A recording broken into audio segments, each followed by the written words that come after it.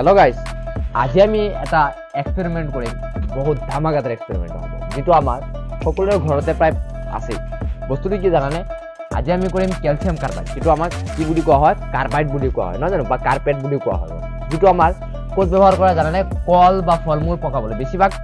কল পকাবলৈ কি কৰা হয় ব্যৱহাৰ কৰা